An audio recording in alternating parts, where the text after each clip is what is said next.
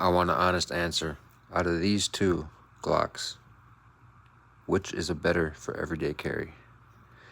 And I know it's going to be a lot of y'all that say this, and a lot of y'all going to say this. Glock 26, you see how small it is, man. It's really a pocket gun. It's 12 rounds in there, 10 plus 2. You see the size comparison with the 19.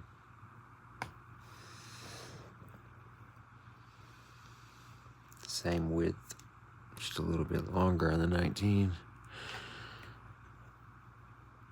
Just a little bit longer than 19. Could also put the 15 round mag in the 26. Like